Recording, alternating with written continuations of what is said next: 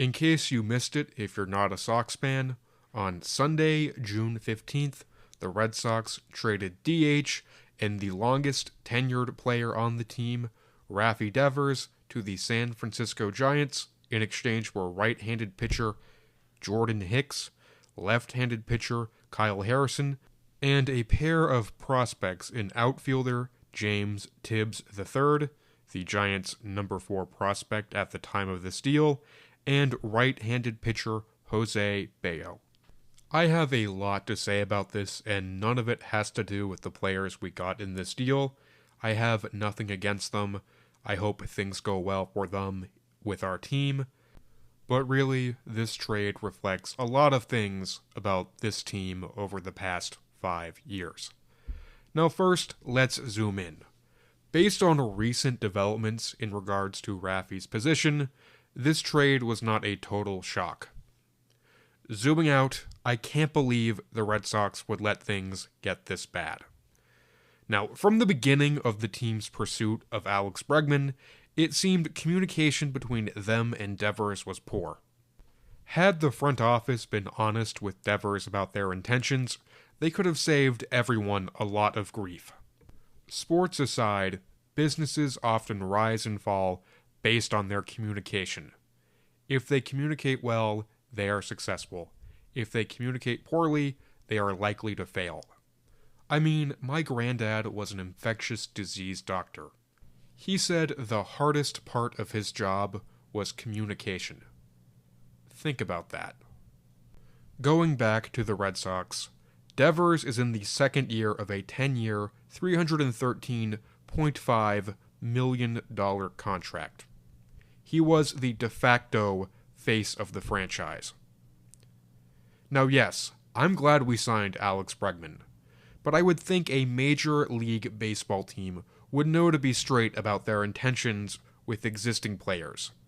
At least one like Devers. Now, to be fair, there were some issues with Devers before this.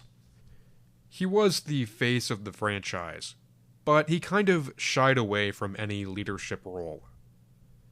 Now, I'm not saying that makes him a bad person, but a 9-digit, decade-long contract kind of entails some kind of leadership on your part.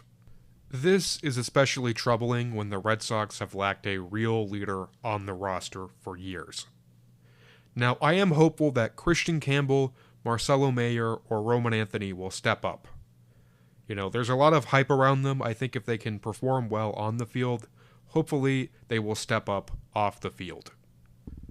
Let's get deeper. The issues with Devers and the current roster are just a symptom of a bigger problem.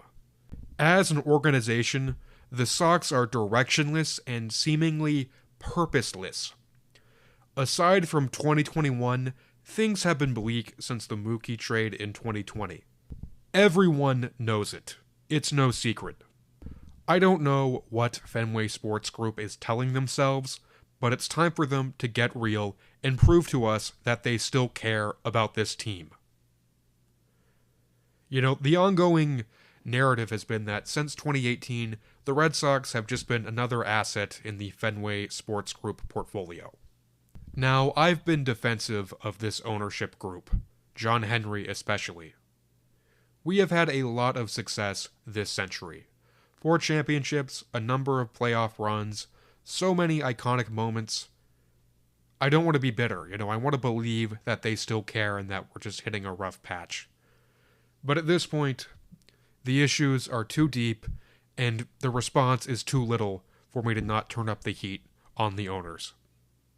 In the city of Boston, no team can just rest on its laurels. You have to keep trying to win every day. You wake up with a championship on your mind. If you're not doing that, you're failing.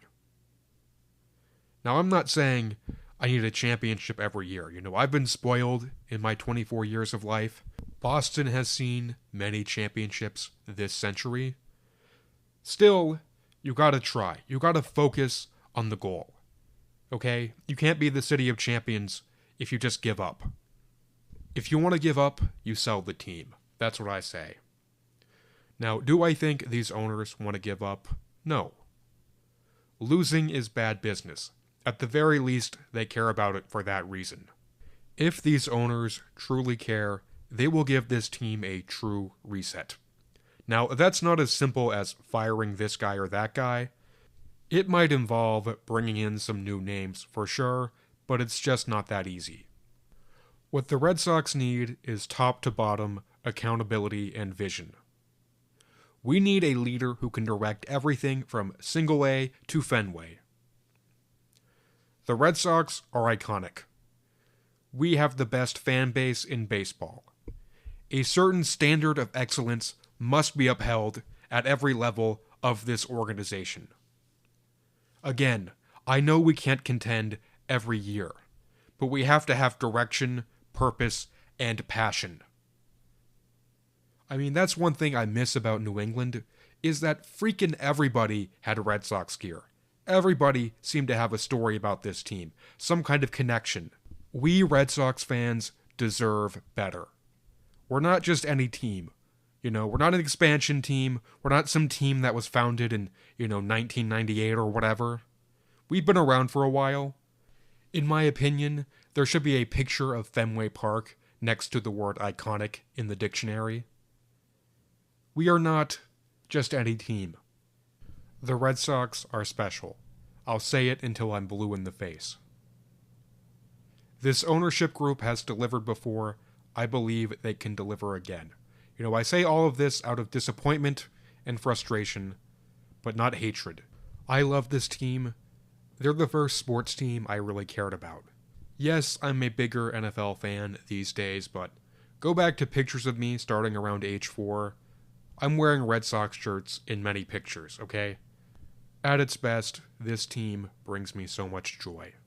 I know I am far from alone in that. I hope Fenway Sports Group is listening to us and takes our concerns to heart. Let's hope the Red Sox look like the Red Sox again soon.